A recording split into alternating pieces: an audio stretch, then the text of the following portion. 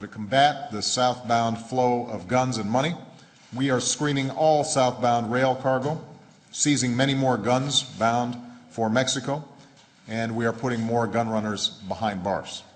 But one of the men on the front lines of the drug war is telling a very different story to CBS News, making an accusation that could cost him his job. An agent with the Bureau of Alcohol, Tobacco, and Firearms claims the agency has a policy that is actually putting guns in the cartel's hands.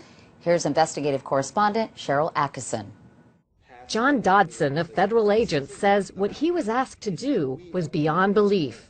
You were intentionally letting guns go to Mexico. Yes, ma'am. I mean, the agency was. An alcohol, tobacco, and firearms senior agent assigned to this Phoenix office since 2010, Dodson's job is to stop gun trafficking across the border. Instead, he says he was ordered to sit by and watch it happen.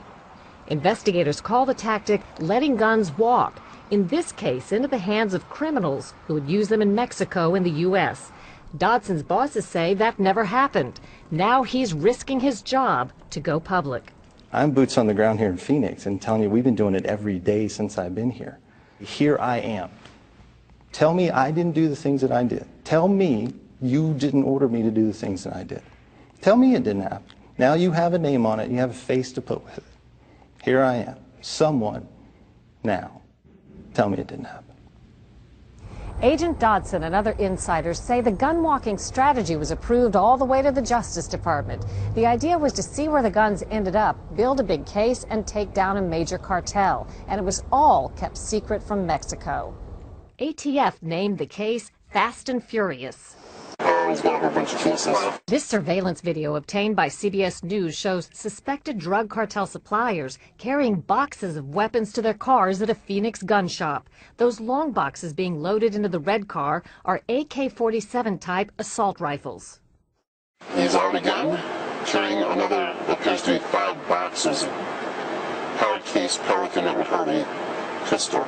So it turns out ATF not only allowed the guns to walk, they videotaped it.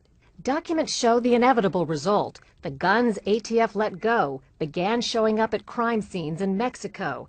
And as ATF stood by, watching thousands of weapons hit the street, the Fast and Furious Group supervisor noted the escalating Mexican violence. 958 killed in March 2010, the most violent month since 2005. The same email notes, our subjects purchased 359 firearms during March alone, including numerous Barrett 50 caliber rifles. Did you feel that ATF was partly perhaps to blame for the escalating violence in Mexico and on the border? Yes, ma'am. I even asked them if they could see the correlation between the two. The more that our guys buy, the more violence that we're having down there. Senior agents, including Dodson, told us they confronted their supervisors over and over. And what was the answer? What did they say? If you're going to make an omelet, you got to scramble some eggs. There was so much opposition to the gun walking that an ATF supervisor issued this email noting a schism among the agents. Whether you care or not, people of rank and authority at headquarters are paying close attention to this case. We are doing what they envisioned. If you don't think this is fun, you're in the wrong line of work. Maybe the Maricopa County Jail is hiring detention officers, and you can get $30,000 to serve lunch to inmates. We just knew it wasn't going to end well. There's no way it could. Then, on December 14, 2010, Border Patrol agent Brian Terry was gunned down. Dodson got the bad news from a colleague. And they said, did you hear about the Border Patrol agent? And I said, yeah. And I said, well, you know, it was one of Fast and Furious guns. And there's really not much you can say after that.